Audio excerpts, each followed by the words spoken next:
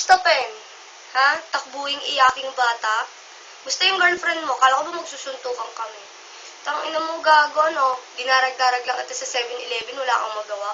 Ina mo parang iiyak, ano ka, sabog? Ina mo, magtatawag ka pa? Anim na bata, ina mo kami, 3 babae, 2 lalaki.